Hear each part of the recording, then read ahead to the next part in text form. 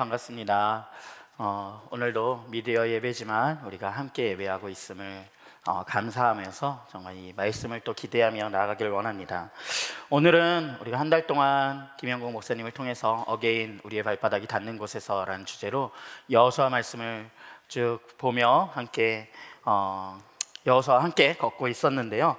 오늘 마지막 그 여호수아의 이야기를 같이 한 번 더 나누면서 오늘 말씀을 나누도록 하겠습니다. 오늘은 그 수치를 오늘 내가 없애버렸다, 하나님 나라 운동을 지속할 이유와 가능성이라는 제목으로 말씀을 나누도록 하겠습니다. 정말 흔히 하는 얘기로 어린 시절에는 우리 아이들이 동화의 끝에 가서 그렇게 이 사람들이 행복하게 살았습니다 라는 엔딩을 보면서 정말 모든 이야기를 이렇게 행복하게 마무리하는 것, 그것이 굉장히 좋은 엔딩, 해피 엔딩이라고 우리가 부르며 그렇게 한 이야기가 마무리되는 것으로 읽다가 우리가 나이가 들고 커가면서 점점 그 해피 엔딩이 정말 해피 엔딩일까? 그 뒤의 삶이 사실은 더 힘들고 지루한, 어떨 때는 지치기도 하는, 또 그 행복했던 이들이 그 관계가 깨어지기도 하는 것, 그것이 우리의 삶이 아닌가? 이런 의문을 던지면서 우리는 어른이 되어 가지요. 그러다 보니까 영광은 짧고 현실은 길다라는 이러한 말들이 우리 세상 안에 존재하는 것 같습니다. 실제로 우리 K방역이라고 부르는 우리 대한민국의 이 코로나19를 대하는 이 방역이 굉장히 세계로부터 칭찬을 받고 영광스러운 박수를 받고 우리도 굉장히 그 자부심을 느꼈고 안전한 나라 가운데 우리가 살고 있다라는 그 안전함을 우리가 누렸던 것 같습니다. 그런데 요즘 정말 이 또 돌아가는 상황들을 보고 있노라면 그 K방역의 영광이 어디 있었나 싶게, 요새는 뭐 전 세계 어디에도 안전한 곳은 없다라는 것을 다시 한번 확인하며 요즘 정말 난리법석인 것을 보면서 다시 지치는 마음이 드는 것이 우리 모두의 솔직한 마음인 것 같습니다. 이런 일들, 영광은 짧고 현실은 긴 것처럼 느껴지는 일들은 우리 주변에 얼마든지 있습니다. 우리 교회가 5개의 교회로 분립하며 정말 힘차게, 정말 이 우리의 발바닥이 닿는 곳에서 우리가 주님의 교회를 세우겠습니다 라고 고백하며 나아갔던 그 분립의 순간이 참 영광스러웠지만, 우리가 지난 2년을 조금 넘는 이 시간 속에서 우리도 역시 그 현실이 만만치 않음을 경험하기도 했고, 또 많은 애씀과 또 때로는 지침을 경험하기도 했던 것을 우리가 함께 경험한 시간이 그러한 시간이었습니다. 사역을 하면서 참 많은 이러한 순간들을 봅니다.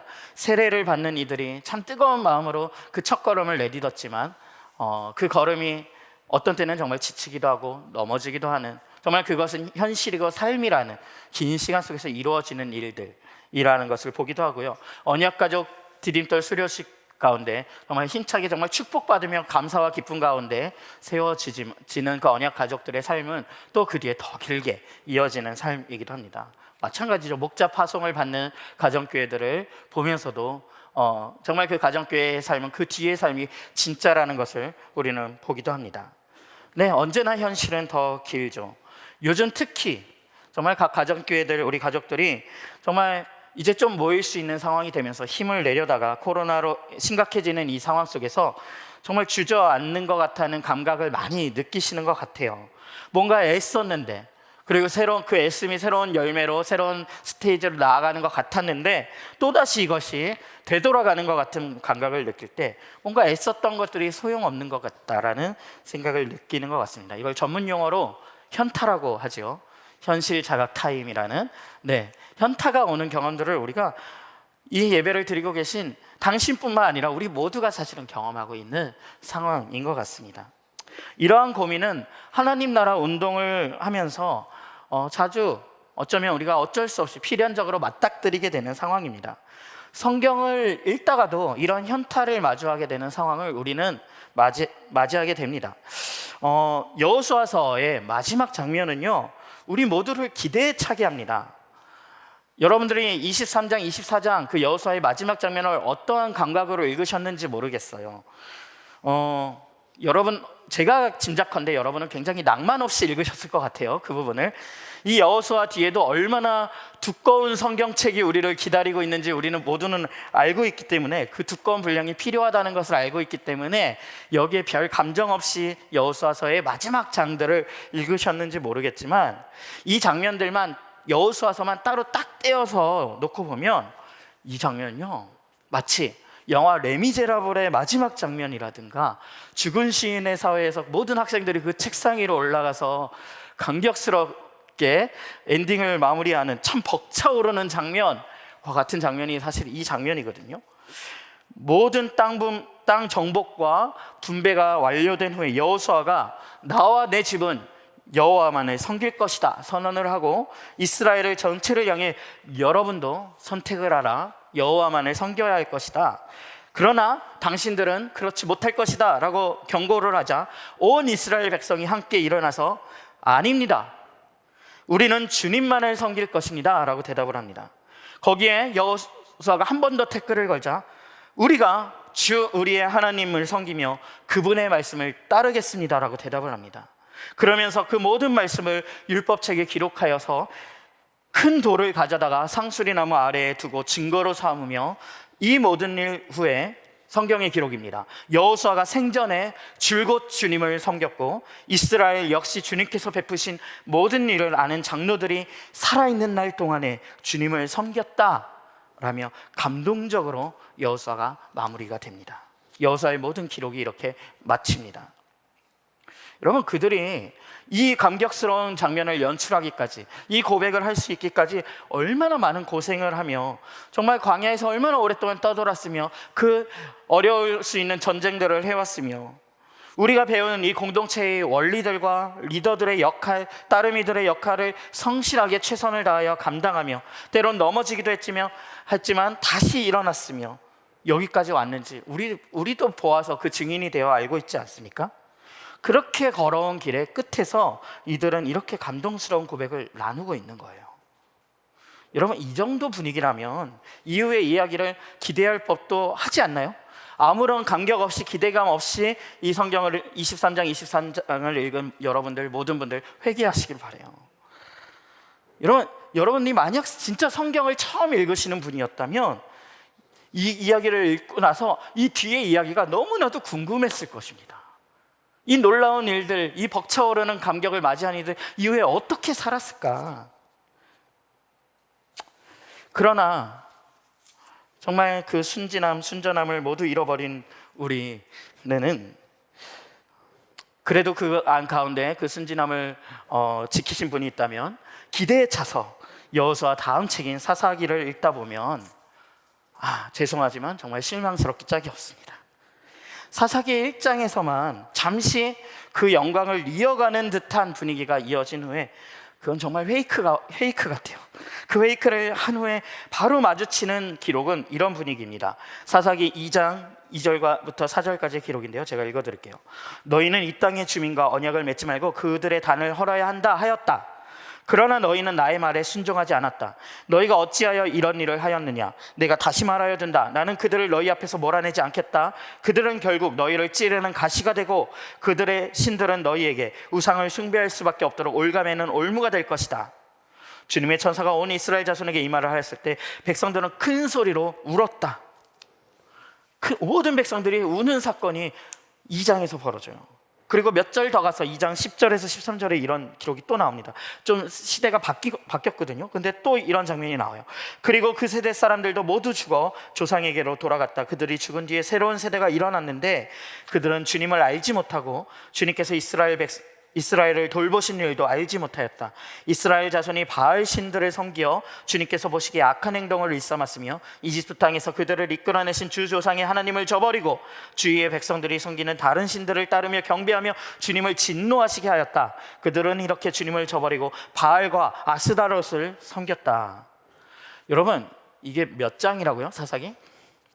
애석하게도 님은 정말 멀리도 못 가셔서 겨우 2장입니다. 여러분, 실망스럽기 짝이 없죠. 그런데 여러분, 벌써 실망하시면 안 됩니다. 그나마 사사기 초반은요 분위기가 매우 좋은 편이고요, 사사기 뒤로 갈수록 정말 정말 어두운 역사 속으로 이스라엘 전체가 푹 가라앉는 것을 읽으실 수 있습니다. 여러분, 그때 우리는 이런 질문을 떠올리게 됩니다. 모세와 여호수아와 그리고 그들을 따라 모든 여정을 함께했던 이스라엘 백성 공동체의 수고와 그 모든 영광이 무슨 소용이었던가? 아니, 그들의 영광이 문제가 아니죠. 오늘 우리가 하고 있는 이 하나님 나라 운동이란 또 무슨 소용이란 말인가? 사실 이것은 우리가 늘 마주치는 현실입니다. 목자님들께서 간혹 저를 향해서 이런 탄식을 실제로 하시곤 합니다. 수년을 목자로 수고했지만 그 중에 곁에 남아있는 사람이 하나도 없어요. 이게 다 무슨 소용이죠? 혹시 제게 이런 고백을 실제로 하신 적이 있으신 목자님들, 예배를 드리고 계신 목자님들, 혼자 그 얘기를 하신 게 아니라 이런 말씀을 하신 분이 여럿 계시니 꼭 목자님만의 이야기가 아니니 안심하시기 바랍니다. 최근에도 이런 이야기들을 제가 들었어요. 사람을 세우기 위해서 참 많은 시간을 들이고 사랑과 수고를 나누었건만, 그 많은 가정교회 예배를 드렸건만, 작은 감정의 상함으로 모든 관계가 허물어져 버리는 일도, 인생에서 애써서 기대를 담아 준비해온 일이 보기 좋게 넘어져 버리는 일도 우리는 제법 높은 확률로 경험을 합니다. 모든 것이 도루묵인 것 같은, 우리가 애쓸 필요가 뭐가 있지? 이 모든 일이 무슨 소용이란 말인가? 너무나 자연스러운 질문이 우리에게 따라옵니다. 10분 이해가 가는 이 마음들, 요즘 우리 안에 부쩍 더 존재감을 키워가고 있는 이 마음, 미디어라 예배, 온라인 대면이라는 이 상황이 이런 상황을 더 심화시키는 것 같습니다. 여러분, 사실 이런 일들은 우리 인생에서 하나님 나라 운동 가운데 끊임없이 반복되는 패턴입니다. 이런 일이 없기를 기대하는 기대가 어쩌면 너무 이상적인 기대, 때로는 나이브한 태도일 수 있습니다. 그렇다면 우리는 때로는 이렇게 제자리 걸음을 하는 것 같은 하나님 나라 운동을 어떻게 바라봐야 하는 걸까요? 여기에 우리선 어떤 마음을 가지고 임해야 하는 걸까요? 어떤 태도로 우리는 살아갈 수 있는 걸까요? 먼저 우리가 처음으로 돌아가 하나님 나라 운동을 통해 무엇을 이루려고 하는 것인지 다시 확인할 필요가 있는 것 같습니다. 이 발걸음이 무엇을 위한 발걸음인지 우리가 다시 확인을 해야 되는 것 같아요. 하나님께서는, 그리고 우리는 하나님 나라 운동을 통해 어떤 이야기를 쓰려고 하는 것인지에 따라 우리가 하고 있는 일들이 정말 소용없는 일일 수도 있죠. 그러면 우리가 무언가 방향을 선회해야 되는, 점검해야 하는 부분이 있는 것이겠죠. 아니면 사실 우리가 느꼈던 실망들과 상관없이 이 이야기가 제대로 쓰여지고 있는 것일 수도 있지 않겠습니까? 그래서 오늘 말씀을 한 구절 읽지요. 여호수아 5장 9절을 우리가 한번 같이 읽어보도록 하겠습니다. 함께 읽겠습니다. 시작. 주님께서 여호수아에게 말씀하셨다. 너희가 이집트에서 받은 수치를 오늘 내가 없애버렸다. 그리하여 그곳 이름을 오늘까지 길갈이라고 한다. 여호수아 5장 9절의 이야기는 여호수아와 이스라엘 백성이 드디어 광야 생활을 마치고 요단강을 건너서 가나안 땅을 들어와 첫 발을 내딘 시점의 이야기입니다.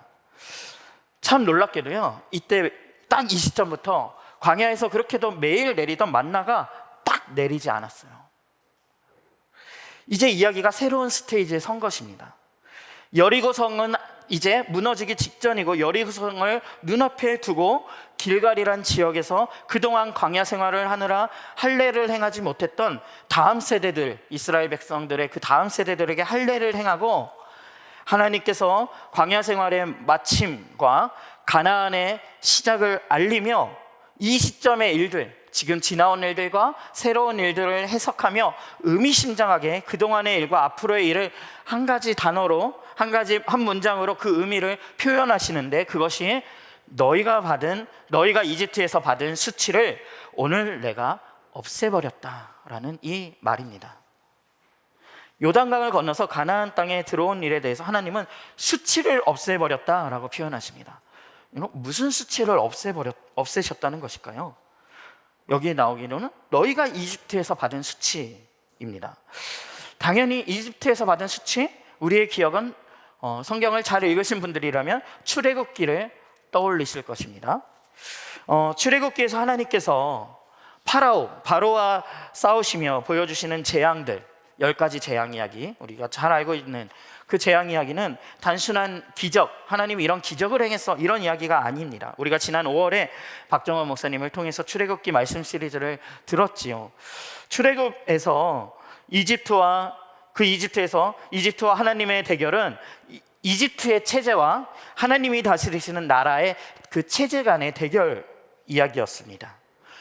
이집트에서 받은 수치란 이스라엘 백성이 이집트 사람들의 노예가 되어서 노동력을 수탈당하고 착취당한 이야기죠. 즉, 이 이야기를 조금 더 다른 언어로 바꿔보자면 인간이 만든 피라미드 구조 속에서 사람이 사람 위에 군림하고 사람이 사람을 밑에 두는, 아랫사람이 윗사람을 섬기고 윗사람이 아랫사람을 부리는 이 체제 안에서 하나님의 백성이, 이스라엘이 그 체제의 밑바닥에 존재하면서 마치 그 인간의 피라미드의 나라가 진짜 힘이 있는 나라인 것처럼 보여진 일, 마치 하나님의 나라가, 하나님의 체제가 인간의 제국보다 힘이 없는 듯 보였던 이것이 하나님이 말씀하시는 이집트에서 받은 수치의 정체일 것입니다. 그런데 이제 가나안 땅을 정복하는 일의 목적도 이 체제의 대결의 연장선에 있다라는 것입니다. 이 수치를 없애버리신 그분께서 이제 가나안 땅을 정복하는데, 그래서 내가 이날에 내가 그 수치를 없애버렸다라는 선언을 하고 있는 것입니다. 하나님께서는 그보다 앞서서 믿음의 조상이라고 불리는 아브라함과 약속을 맺으시던 때에 이 이스라엘 백성이 앞으로 어떤 이야기를 써나갈지를 이미 말씀하신 적이 있으십니다. 창세기 15장에 가면 주님께서 아브라함에게 말씀하시기를 너는 똑똑히 알고 있어라. 너희 자손이 다른 나라에서 나그네 살이를 하다가 마침내 종이 되어서 400년 동안 괴로움을 받을 것이다. 너희 자손은 4대째가 되어서야 이 땅으로 돌아올 것이다. 아모리 사람들의 죄가 아직 벌을 받을 만큼 이르지는 않았기 때문이다 하면서 사실 앞으로 이야기를 한번 쫙 설명해 주신 적이 있어요. 나그네 살이가 종살이가 되는 일, 여러분, 나그네가 사는 것은 잘못된 일이 아닙니다. 이것은 수치가 아니죠. 그냥 서로 국적의 다른 나라의 사람들이 같이 살아가는 이야기입니다. 그런데 이것이 종살이가 되었다는 것은 완전히 다른 의미를 가지는 이야기입니다. 사람이 사람을 밑에 두는 일, 사람 위에 사람이 존재하게 되는 일, 그런 일이 있을 거란 이야기를 했고, 그것이 이집트에서의 종살이에 하나님께서 규정하시는 의미입니다. 그런데 지금 그것이 그들이 그 땅을 떠났다가 아브라함이 사는 이집트에 살고 있는 거죠. 그들이 아브라함이 살고 있는 땅으로 다시 돌아오게 될 건데 지금 당장은 그게 되지 않는다. 왜냐하면 그 땅의 사람들, 가나안에 살고 있는 사람들의 죄가 아직 벌을 받을 만큼 충분하지 않기 때문이라고 말씀을 하십니다. 자, 그렇다면 지금 이스라엘 백성이 요단강을 건너서 이제 여리고성을 목전에 두고 서 있는 이때에는 아마도 그들의 죄가 더 이상 하나님 보시기에 내버려 둘 수 없는 상태가 되었기 때문이겠죠. 하나님이 그냥 내버려 두실 수 없는 그들의 죄가 무엇이었을까요? 이집트와 같은 죄였을 것입니다. 인간들이 만든 이 피라미드의 체제가 견고해지고 그 안에서 사람이 사람 위에 서며 사람이 사람을 소외시키며 사람이 사람을 배제시키는 이러한 일들이 그 땅 안에 가득해졌을 것입니다. 그래서 하나님께서는 지금 광야 생활을 마치는 이 시점에, 그리고 가나안 땅으로 이스라엘 백성들이 들어가는 이 시점이 이집트에서 받은 수치를 없애는 그 시간이라고 선언하시는 겁니다. 더 이상 그 땅에 인간이 인간을 수탈하고 인간 위에 군림하는 피라미드 체제, 인간이 만들어 놓은 그러한 계급적 체제가 아니라 다른 삶의 방식, 하나님 나라의 질서 안에서 살아가는, 하나님의 다스리심 안에서 사랑과 자유를 통해서 서로를 세워주는 공동체로서 살아가는 새로운 질서가 그 땅에 도래하는 이야기, 그것이 바로 이 여호수아서에서 진행되는 가나안 정복기의 이야기인 것입니다. 그래서 여호수아서의 이야기는 단순히 이 땅을 차지하느냐 마느냐 하는 뭐 삼국지와 같은 이런 여기에 지배자가 누구냐 하는 정복기의 이야기가 아닙니다. 그러니까 이스라엘 백성들의 목표는 지금 이 여리고 성으로 들어가야 하는, 가나안 땅으로 들어가야 하는 이들의 목표는 우리가 땅을 많이 차지하는 것, 그것이 목표가 아니라는 것입니다. 여러분, 실제로 이 이후에 어떤 일이 벌어지죠? 여리고 성을 이스라엘 백성들이 무너뜨립니다. 그런데 여리고 성이 말도 안 되는 방법으로 무너지죠. 여러분, 여리고 성이 왜 이렇게까지 말도 안 되는 방법, 그냥 여리고 성을 7일 동안 계속 그냥 돌았을 뿐인데 그 성이 무너지는 이 말도 안 되는 방법으로 왜 이 성이 그렇게 무너져야 했을까요? 가나안 땅으로 들어가는 첫 성이 왜 그렇게 무너져야 했을까요? 여러분, 당시 사회에 신에 대한 관념은 모든 신은 지역에 속한 신이었어요. 어떤 지역에 속한 신, 즉 이스라엘의 여호와 하나님이라는 신은 이스라엘 백성과 함께하는, 특별히 그 세대가 보기에는 이스라엘 백성이 광야에서 계속 돌고 있으니까 그 광야의 신이 이스라엘의 신, 여호와라는 이름을 가진 신, 모두가 그렇게 인식하고 있었을 것입니다. 그리고 각자의 나라에는 자신들의 나라는 그 나라를 지켜주는 그 지역의 신들이 있었죠.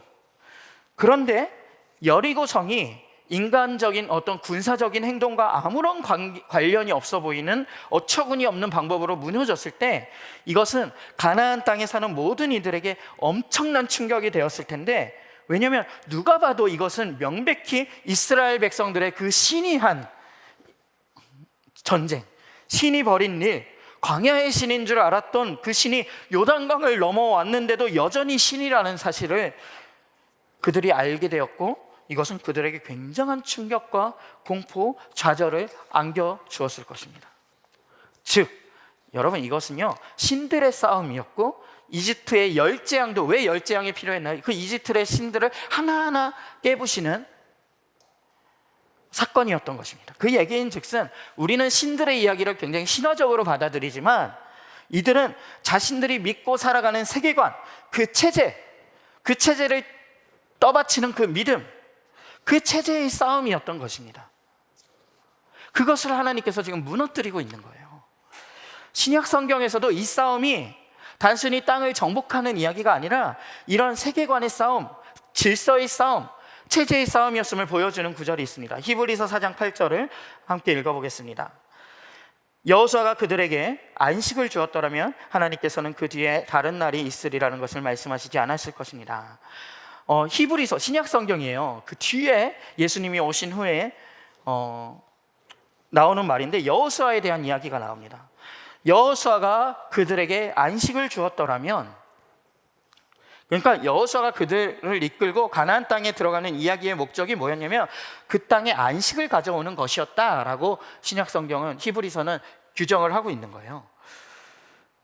히브리서 본문 자체는 그것이, 이 싸움이 완전하지 않았다, 그래서 뒤에 이 완전함은 예수께서 이루신 것이다 라는 것을 설명하고 있는 것인데요, 우리는 이 구절을 통해서 여호수아와 이스라엘 백성의 이 이야기가 이 땅에 안식을 가져오는 이야기, 안식을 향한 여정이라는 것을 알 수가 있습니다.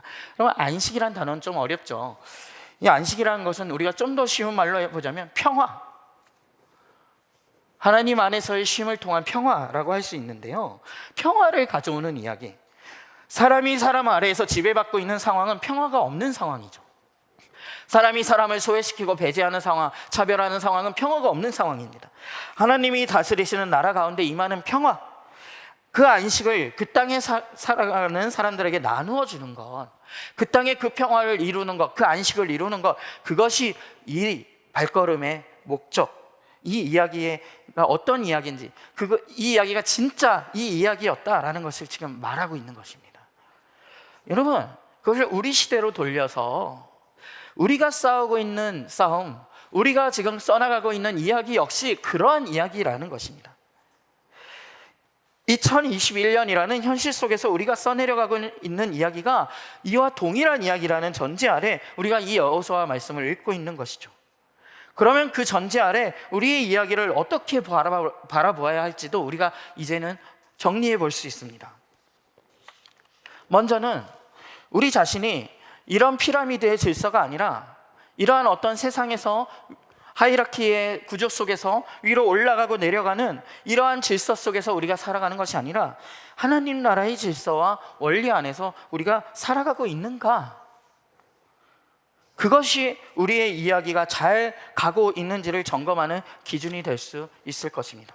즉, 하나님과의 관계 안에서, 나와의 관계 안에서, 이웃과의 관계에서, 세상과의 관계에서 우리는 이 땅의 질서가 진짜가 아니라 하나님 나라의 질서가 진짜 질서임을 믿는 자로서 살아가고 바라보고 드러내고 있는가?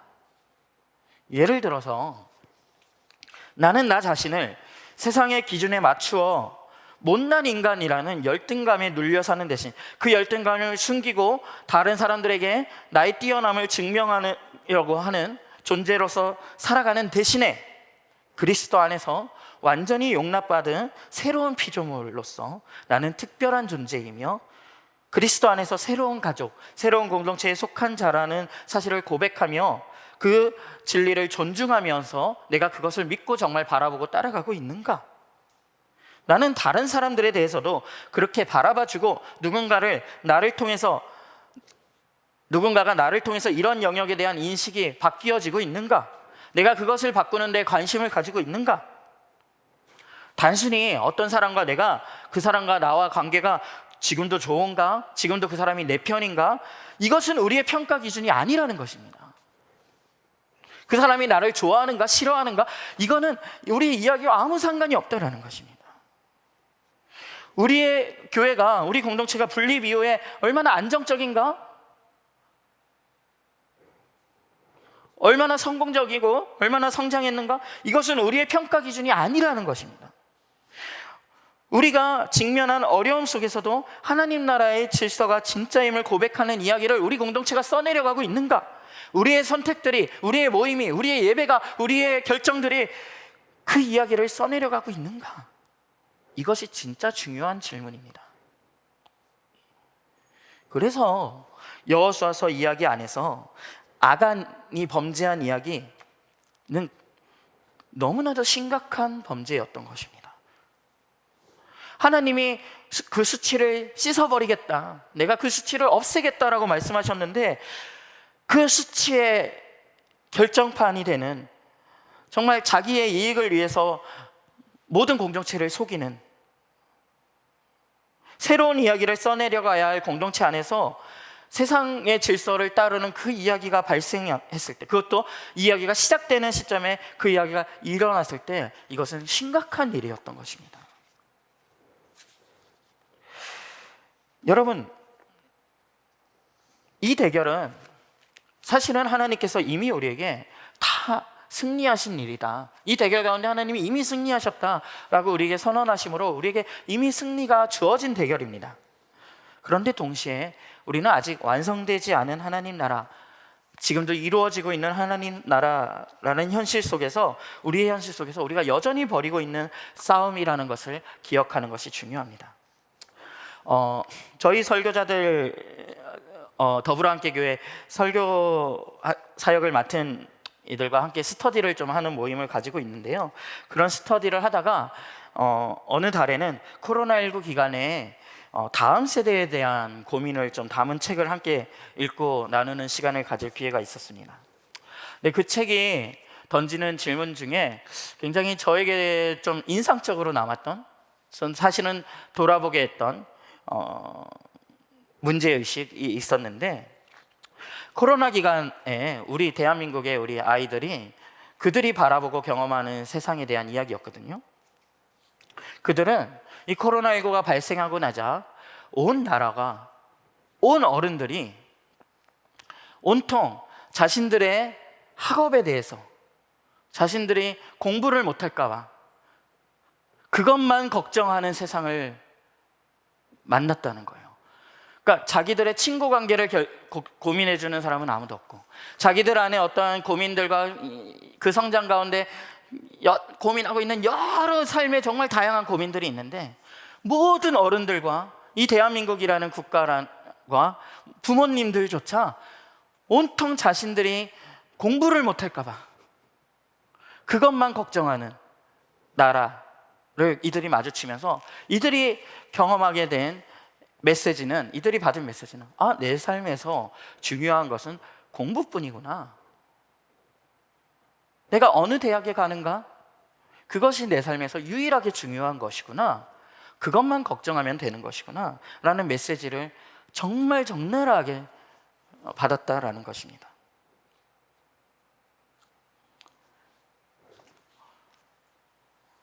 우리가 정말 그러지 않았나요? 여러분 요새 어떤 것들을 걱정하고 계십니까? 여러분, 사람들이 그 아이들의 공부를 왜 걱정합니까? 부모님들이 그것들을 왜 걱정합니까? 솔직히 말하면 대학에 못 갈까봐, 좋은 대학에 못 갈까봐, 좋은 직업을 못 가질까봐. 이 피라미드 체제 속에서 위로 올라가는데 필요한 것이 공부 아닙니까? 정말로 우리 중에 우리 아이들이 정말 그 배움의 깊이를 넓혀가야 되는데, 세상에 대해서 지혜를 가져야 되는데 그것을 못 가질까봐 걱정하신 분이 있으신가요? 우리가 공부에 대해서 왜 걱정을 했습니까? 신앙을 가진 이들은 좀 달랐나요? 크게 다르지 않았을 것입니다. 왜냐하면 우리는 저 질서에 믿음을 가졌다고 하면서도 여전히 쉽게 동화되고 여전히 쉽게 그들과 같은 자리에 선다라는 것입니다. 우리가 무엇을 걱정하느냐는 우리의 관심이 어디에 있는가를 보여주는 중요한 대목입니다. 제가 지난주 청년부에서 소비에 대한 설교를 하면서 그런 얘기를 했어요. 여러분의 카드 내역을 보면 여러분의 관심이 어디 있는지 안다. 여러분들의 카드 내역을 보면 여러분들이 진짜 힘과 영향력을 가졌을 때 여러분들이 뭘 할지 알 수 있다. 우리에게도 해당되는 말입니다. 그래서 우리 더불어함께 교회 사역 중에 이제 NYC 사역, 우리 청소년들을 섬기는 NYC 사역에 최근에 정말 코로나 기간 중에 감사했던 것은, 최근에 다시 학교를 못 가게 되는 이 강력한 비대면 상황이 발생하자 NYC 사역 중에 가정 형편이 어려운 이들에게, 학생들의 청소년들에게 도시락을 배달하는 사역이 있어요. 너무 직접 이렇게 도시락을 가져가서 집집마다 배달하는 너무 귀한 사역이거든요. 그런데 이 비대면 상황이 강화되자 안건으로 올라왔던 것이 일주일에 2, 3회 정도 전달하던 도시락 배달을 5, 6회 정도로 늘려야 할 것 같습니다 라면서 이렇게 그 안건을 올려줬는데, 이 사역들이 얼마나 감사한지 모르겠어요. 모두가 그 공부와 학업이 진행 안 되는 것에 대해서 걱정하는 이때에 학교에 못 가는 그들이 급식을 못 먹게 되고 혹시 식사를 못 하게 될까 봐 그것을 걱정해 주는 어른들이 있다라는 이 메시지가 너무 귀하다라는 감사함이 있었습니다.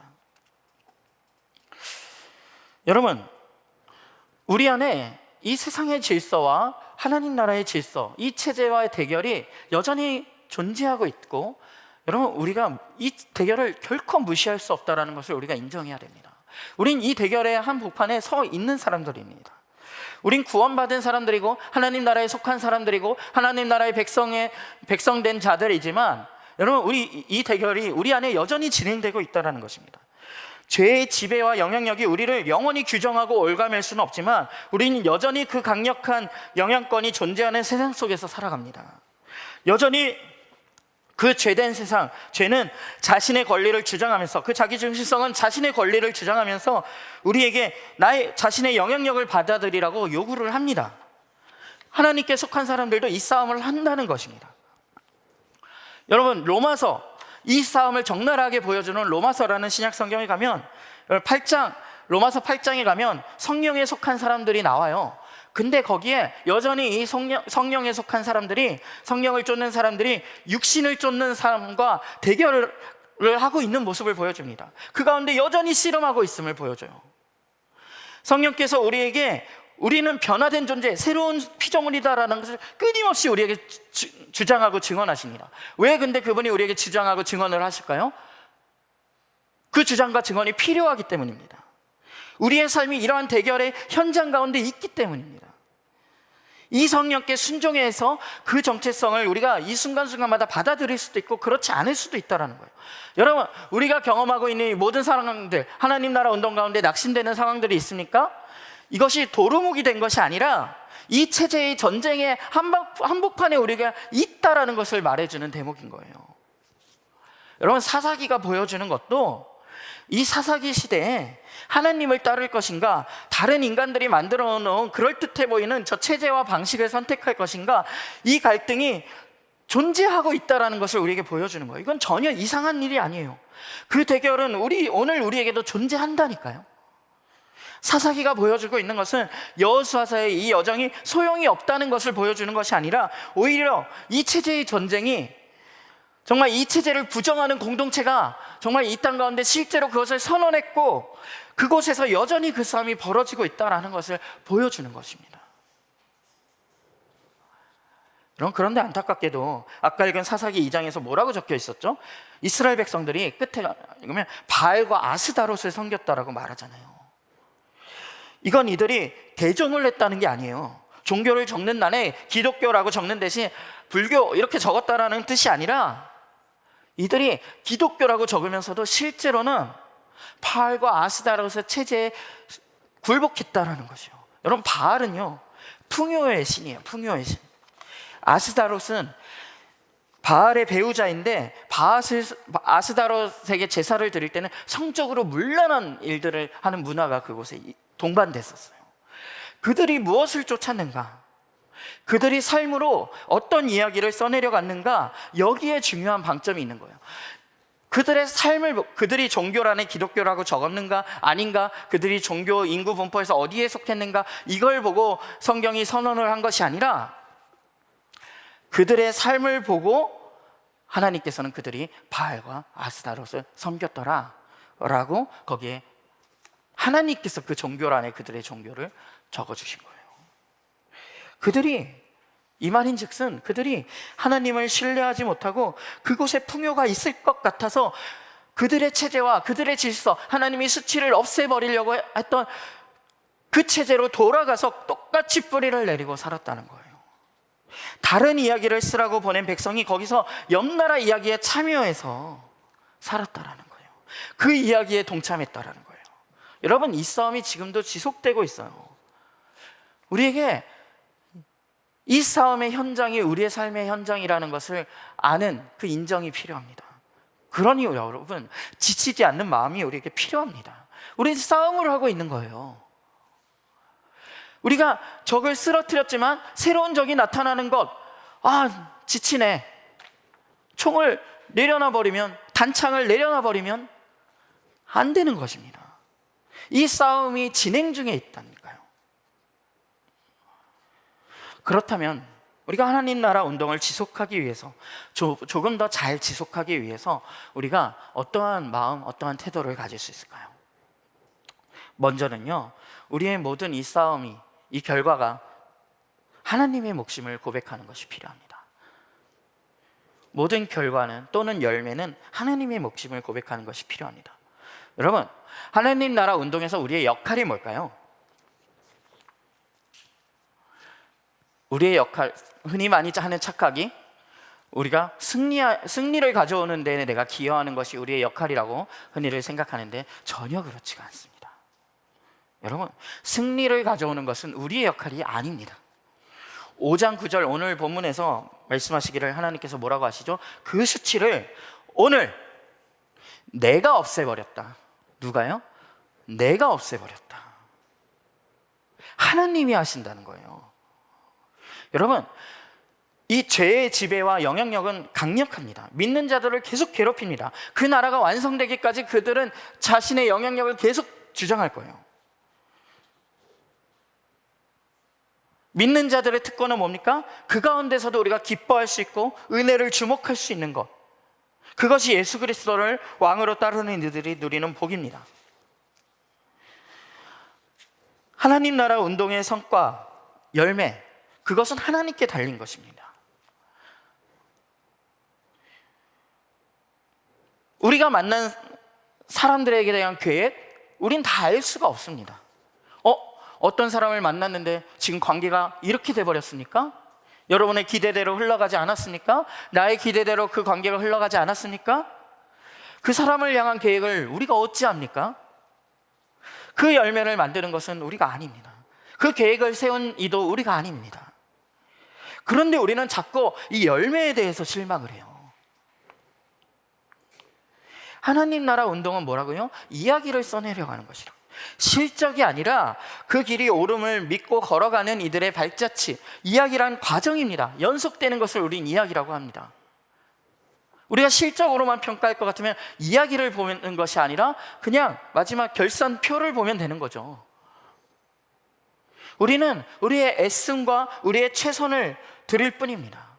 우리가 우리의 삶을 돌아보고 우리의 전략을 다시 짜고 우리가 애쓰는 이유는 그 결과가 여기에 달려있다는 것이 아니라 우리의 최선이 그 이야기에 옳은 이야기를 하는 방식이기 때문에 그렇게 하는 것입니다. 다시 한번 말씀드립니다. 하나님 나라 운동은 실적이 아니라 그 길에 옳음을 믿고 걸어가는 과정에 의미가 있는 것입니다. 여러분, 로마서, 아까 말씀드린 로마서에서 1장부터 11장에 이르는 동안에 이 로마서는요, 인간에게 어떤 문제가 있는지, 인간들이 정말 공경 가운데 있다라는 것을 막 적나라하게 이야기하면서 하나님께서 그 문제를 해결하기 위해 이런 계획들을 펼쳐나가실 것이다를 굉장히 진지하게 심각하게 이야기를 하는데, 그 1장부터 11장 굉장히 긴 분량이거든요. 거기에 엄청난 이야기들이 흘러가요. 인간사와 우주의 모든 계획을 꿰뚫는. 그런데 그동안에 정작 인간에게 너희가 어떻게 하라라는 요구가 하나도 안 나옵니다. 그 심각한 문제를 대하는데 우리 보고 어떻게 하라는 요구가 안 나와요. 11장까지 읽고 내리는 결론이 뭔지 아십니까? 이러한 공경이 있었는데 나 하나님, 나 여호와가 이런 일들을 할 것이다. 너희의 공경에 대해서 내가 이런 일을 했고 이런 일을 할 것이며 너희 가운데 이런 일을 하고 있다. 그 모든 승리를 내가 확실하게 가져올 것이다. 그것을 못 박는 이야기가 1장부터 11장까지의 이야기입니다. 그 결과가 하나님께 달려있다는 거예요. 그 승리는 하나님만 가져오신다는 거예요. 여러분, 여리고성이 무너진 건 하나님이 하시는 일인 거예요. 가나안 땅이 정복되는 건 하나님이 하시는 일인 거예요. 여러분, 2021년에 우리의 모든 하나가고 있는 하나님 나라 운동, 그 결과 하나님께 달려있는 것입니다. 그 결과를 자꾸 평가하지 마세요. 그 결과 때문에, 그 열매 때문에 실망하지 마세요. 그럼 우린 뭘 해야 되는가? 로마서 12장에 가면 그렇게 1장부터 11장까지 인간이 해야 될 일에 대해서 하나도 말하지 않던 그 말씀이 갑자기 이때부터 우리가 해야 될 일을 다다다다다다다 쏟아놓기 시작하는데요, 그 첫 두 절에 그 핵심이 다 담겨 있습니다. 우리 한번 같이 로마서 12장 1절부터 2절을 한번 읽어보겠습니다. 시작. 형제자매 여러분, 그러므로 나는 하나님의 자비하심을 힘입어 여러분에게 권합니다. 여러분의 몸을 하나님께서 기뻐하실 거룩한 산제물로 드리십시오. 이것이 여러분이 드릴 합당한 예배입니다. 여러분은 이 시대의 풍조를 본받지 말고 마음을 새롭게 함으로 변화를 받아서 하나님의 선하시고 기뻐하시고 완전하신 뜻이 무엇인지를 분별을 하도록 하십시오. 자, 여기 나오는 아주 간단한 이 말, 하나님의 자비하심을 힘입어, 이게 하나님이 하신 모든 일들을 요약하는 한 단어이고요, 하나님이 승리를 하셨다는 거예요. 우리의 모든 이 하나님 나라 운동의 결과를 승리로 만드실 거란 것입니다. 그러니 여러분은 하나님께서 기뻐하실 거룩한 산 제물로 드리십시오. 줄여서 말하면 예배하십시오. 여러분이 해야 될 일은 승리를 가져오시는 것이 아니라 하나님의 자비하심이 그건 할 일이고요, 이 하나님이 하시는 일들을 다 받아들이고 그 질서 안에서 살아가겠노라고 고백하며 그 승리에 뭘 하라고요? 예배를 드리라고요. 예배가 뭐죠? 산 제물로 드리는 것, 나 자신을 그 승리에 드리라는 것입니다. 이게 전부라는 거예요. 때로는 아직 그 승리가 완성되지 않은 부분이 있어요. 여러분, 승리가 확정되었지만 아직 완성되지 않았잖아요. 우리 하나님의 나라가. 그 승리가 완성되지 않았지만 그 승리가 확정되었기 때문에 그 승리가 이미 이루어진 것처럼 너희가 살아가라는 거예요. 너희는 너희의 산 제물로 드리라는 게 뭐예요? 너희의 전부를 그냥 거기에 드리라는 거예요. 그 승리가 이미 이루어진 것처럼 살아가는 거, 그 이야기를 쓰는 거, 그것이 우리의 몫이라는 것입니다. 그 승리에 그냥 힘입어서 살아가는 거. 여러분, 여호수아 마지막에 오면 23장에 여호수아가 그 이스라엘들 이 정복 전쟁을 마치면 고별 설교를 해요.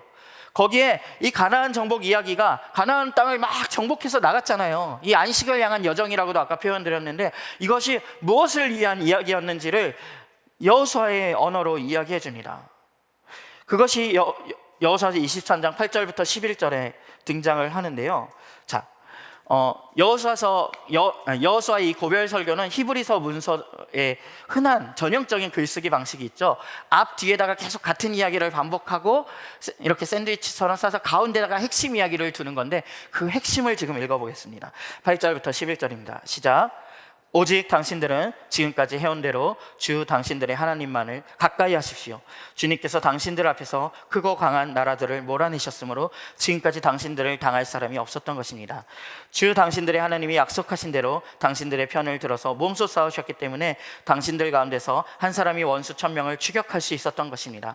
그러므로 삼가 조심하여 주 당신들의 하나님을 사랑하십시오. 자, 핵심에 뭐가 담겨 있죠? 너희가 왜 이겼냐면 주님께서 크고 강한 나라들을 몰아내셨다라는 거예요. 이스라엘 백성이 보면 굉장히 억울할 수 있는 이야기예요. 우리가 열심히 싸웠는데 아니 내가 몰아낸 거야 라는 말을 한 뒤에, 그러니 너희 뭘 하라고요? 하나님만 가까이 해라. 또 뭐라고요? 주 당신들의 하나님을 사랑하십시오. 이것이 가나안 정복이 일어난 이유의 전부인 것입니다. 너희는 그 땅에서 뭘 하라고요? 하나님을 가까이 하라고요. 하나님과 사귐을 가지라고요. 그 하나님을 예배하라고요. 그 하나님과 친밀한 관계 안에서 안식을 누리며 살아가라고요. 예배적인 삶을 살아가라고요. 여러분, 우리는 그래서 이 세상에 큰 이야기가 있는데 그 안에서 우리는 다른 대안적인 이야기, 다른 이야기를 써내려가는 사람들이에요. 그 이야기의 목적이 뭐라고요? 하나님과 사랑하며 그 사랑을 나누며 살아가는 것, 그러한 예배적인 삶을 살아가는 것. 여러분, 이 고별 설교가 진행되는 동안에 이스라엘 백성들이 뭘 하고 있는 거냐면 예배하고 있어요. 그 예배 중에 이 설교가 지금 나오고 있는 거거든요. 고별 설교의 이 말이 중심이 돼서 잘 눈치 못 채실 수도 있지만 그 기록들을 자세히 보면 여기에 예배의 예식들이 다 포함되어서 진행되고 있는 것을 볼 수 있어요. 이들이 예배의 삶을 거기서 살아가야 되는 거예요. 여러분, 예배적 삶이란 세상에 이 하나님의 사랑을 나누는 일도 포함됩니다. 즉, 이 땅에 온 목적이 뭐라고 아까 말씀드렸죠? 안식하는 거, 안식에 대한 여정이라고 말씀드렸잖아요. 이 안식을 우리가 세상 가운데 나눠야 되는 거예요. 이 평화, 우리가 하나님의 사랑 가운데 누리게 된 이 평화를 세상 가운데 나누는 것, 그것이 이 땅 가운데 하나님께서 그들을 몰아내신 목적이고 하나님 나라 백성들이 살게 하신 이유이고 하나님께서 씻어내신 수치, 그것이 이룩한 업적인 것입니다. 여러분, 우리도 그래서 오늘날 이 시대 가운데 이 안식을 나누는 삶을 살아야 됩니다. 그것이 예배적 삶의 중요한 부분입니다. 이 안식을 나누는 것이 얼마나 이 땅에 대한 본질적인 목적이라는 것을 알 수 있게 하는 대목이 사사기서의 한 대목 부분을 주목해서 볼 때 알 수 있는데요. 여러분, 사사기서를 보면요 굉장히 재밌는 부분이 있어요. 이들이 그런 대안적인 이야기를 써내려가는데 성공할 때에는 보이는 모습, 사회적인 모습이 있고요. 이것을 실패할 때 그들에게 나타나는 역사의 측면이 있는데, 그 대표적인 예가 사사기 내에서의 여성들의 지위에 대한 이야기예요. 사사기 초반에는요, 그래도 이들이요 그 예배적인 삶을 살고 대안적인 이야기를 써내려가는 것을 계속해서 넘어지기도 하지만 계속 일어나서 다시 그것을 합니다. 그것에 성공해요. 그때 나타나는 여성의 모습이 얼마나 위풍당당한지 몰라요. 막 그 강한 열강들이 쳐들어왔는데 그 용맹해 보이는 장수를 어처구니 없이 여성들이 그 목을 베는 사건들이 일어나기도 하고요. 사사 드보라와 같은 정말 대단한 사사가 거기에 일어나서, 여성 지도자 리더가 일어나서 위풍당당한 모습으로 이스라엘 백성을 지휘하고 적들을 격퇴시키는 역사들이 사사기 초반부에 계속 일어납니다. 그러니까 그 사사기 시대 초반에는 그 이스라엘 백성 가운데 여성들의 지위가 이렇게나 높은 모습이 있었던 거예요. 그들이 이룩한 평화가 이루어낸 사회의 모습 가운데 이러한 모습들이 있었던 거예요. 그런데 사사기 후반에 가면요, 이 여성들이 끊임없이 성적인 겁탈을 당합니다. 심지어 그 여성들이 그 사사기 초반에는 말에 타서 위풍당당한 모습으로 군사들을 지휘하는데, 후반에 가면 여성이 그렇게 죽임을 당한 후에, 겁탈당한 후 죽임을 당한 후에 그 시체가 말에 실려서 이스라엘 전역으로, 심지어 그 시신이 토막나서 시신으로 실려가는 끔찍한 일들이 그 사사기 마지막 부분에 나타나는 장면들입니다. 이것이 한 사건 같지만, 한두 사건 같지만 사사기서의 시대가, 그 사회적인 역사가 어떻게 흘러갔는지를 보여주는 이야기, 이스라엘 백성들이 이루어내야 했던 대안적인 이야기가 어떠한 방향으로 세상과 세상의 이야기가 그냥 섞여버렸는지를 보여주는 대목입니다. 그런 일들이 일어나고 나자 사사기 마지막 장쯤에 가면 이스라엘 지파들이, 형제된 그 나라들이 한 나라여야 될, 공동체여야 될 그 나라들이 서로가 서로를 학살하는 끔찍한 역사로 사사기의 마지막이 끝이 납니다. 여러분, 그들이 무엇을 놓쳤을까요? 그들은 아마도 하나님과의 이 관계, 이 예배적인 삶, 그들의 이야기를 놓쳤을 것입니다. 자신들이 존재하는 목적을 잊었을 것이고요, 그 이야기가 어디로 흘러가야 되는지 그 이야기에 주목하지 못했을 것입니다. 단순히 하나님 나라 운동이 지금 제자리 걸음을 하고 똑같은 역사를 반복하고 있는 것이 아니라, 그들이 지금 이야기의 맥락을 잃어버린 것입니다. 그 이야기의 핵심을 잃어버린 것입니다. 여러분, 우리가 써야 될 이야기가 있습니다. 이 코로나19 시대에 우리 가정교회들이 보여주는 모습들 가운데 굉장히 감동적인 모습들이 있어요. 여러분, 우리 통일팀 사역과 함께 하는 가정교회들이, 많은 가정교회들이 그 통일팀 사역에 참여하기를 원하면서, 정말 북향민들이 코로나19 기간 동안에 또 얼마나 외롭고 소외된 자리에 있을까 해서 적극적으로 그 가정들, 북향민 가정들을 돌보는 가정교회들이 있어요. 굉장히 많아요. 얼마나 고맙고 자랑스러운지 모릅니다. 여러분, 우리 가족들이 일터에서 이 기간 동안에 내가 만나고 있는 직장 동료와 어떻게 풍선초로라고 하나님 나라 복음을 전해줄 수 있을까, 이 고민을 하고 있잖아요. 굉장히 놀라운 고민이에요. 지금 세상 모든 사람들이 내가 이때 경제적인 영역에서 한탕 땡겨야지 하고 온 고민과 온 열심과 온 열정을 지금 드리고 있는 이때에 우린 정말 너무 엉뚱한 고민을 하고 있는 거예요. 저에게 하나님 나라 이 복음을 어떻게 나눌 수 있지? 저 사람과 어떻게 풍산초를 할 수 있지? 거의 제정신이 아닌 거죠. 저희 가정교회 한 자매가 이직을 고민하고 있는 직장 자매가 있어서 그 자매가 힘들어하는 고민 이야기를 듣다가 이 더불어함께 교회에서 말씀을 들으며 들었던 말들이 생각이 났대요. 생각이 나서 저에게 뭐라도 사랑을 보여야지, 이 사랑을 보이는 걸 저 자매가 싫어하지 않을 거야 라는 마음을 가지고 좀 용기를 내서 자신의 솔직한 마음으로 기도문을 적어서 그 자매를 위해서 기도하는 마음, 그 이직을 위해서 기도하는 마음을 적어서, 기도문을 적어서 전달을 했대요. 이 자매가 사실은 누군가에게 부담을 주는 것에, 기독교의 이름으로 부담을 주는 것에 대해서 굉장히 그 경계함이 있는 자매고, 그래서 그동안 한 번도 하지 않았던 일, 그래서 이 기도문을 전달하고도 굉장히 노심초사했던 것 같아요. 내가 또 무례한 일을 한 거면 어떡하지? 부담을 준 거면 어떡하지? 신뢰를 한 거면 어떡하지? 그런데 생각보다 그 기도문을 받아든 자매가 너무 기뻐하고 고마워했다라는 거예요. 그리고 다음 날에도 그 자매가 연락이 와서는 내가 요새 잠을 못 잤는데 그 기도문 덕에 안심을 해서 푹 잤다고, 너무 고맙다라는 고백을 받았대요. 여러분, 우린 이런 고민을 하는 사람들인 거예요. 거의 제정신이 아닌. 그런데 이 제정신 아님이 우리로 하여금 다른 이야기를 쓰게 하는 거예요. 이것이 바로 안식의 이야기, 안식을 나누는 이야기, 예배적인 삶을 사는 이야기가 되는 겁니다. 여러분, 우리는 우리의 이야기가 성공적이지 않을까 봐 자꾸 걱정을 합니다. 그러나 성경은 우리가 아무리 약해지고 어려워도 그 이야기의 본질을 기억하고 그 이야기를 우리가 여전히 그 이야기의 맥락을 지켜내고 있을 때, 그러한 이들이 있을 때 성경은 그들이 때로는 작아지기도 하거든요. 그런 공동체가 굉장히 힘이 약화되기도 합니다. 성경은 그들을 향해서 남은 자라고 불러줘요. 굉장히 영광스러운 칭호거든요.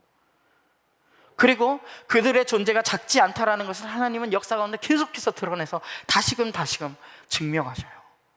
여러분, 사사기 시대에도 기드온의 300용사, 하나님이 보내시는 메시지가 뭘까요? 하나님 나라 운동에 필요한 이가 많은 수가 아니라, 반드시 많은 수가 아니라는 것을 보여주는 메시지예요. 요즘 목자님들과 가정교회 가족들이 이 예배를 지켜내고 또 삶의 자리에서 하나님 나라를 드러내기 위해서 얼마나 애쓰고 계신지, 또 서로를 돌보기 위해서 얼마나 애쓰고 계신지를 들어요. 안타까운 마음도 제 안에 들고요, 너무 감사한 마음도 들어요. 그러나 한 가지 말씀드리고 싶은 것은 정말 제대로 된 이야기를 제대로 쓰고 계시다라는 거예요. 그것의 결과, 성패는 우리의 몫이 아니에요. 오늘 아침에도 우리 마을 목자 모임 기도회를 하다가 코로나로 인해서 가정교회 가족들 가운데 자가격리를 계속해서 바톤 터치하듯이 돌아가면서 이런 일들이 일어나고 있다, 그것이 안타깝다, 기도가 필요하다, 이런 이야기를 듣는데 거기에 감사가 있다라는 이야기를 들었어요.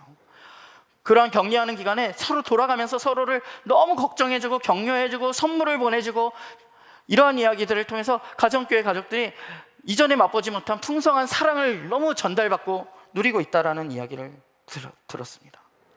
그냥 만나지 못해서 이 관계가 소원해지는 것이 아니라 그 격리됨이 이 사랑을 더 풍성하게 하고 있다는 이야기를 들으면서 너무 감사한 마음이 들었어요. 여러분, 우리의 걸음은 제자리 걸음을 하고 있는 것이 아닙니다. 이 이야기를 써내려가고 있는 거예요. 여러분, 지치지 마시고 정말 제대로 된 이야기를, 우리가 어떤 힘든 상황을 직면할 때, 또 하나의 이야기가 우리를 통해서 적혀가겠구나, 그것을 기대하며 함께 나아가기를 저도 기대하고 함께 기대하시면 좋겠습니다. 네, 우리 이 시간 1분간 침묵으로 나아가겠습니다.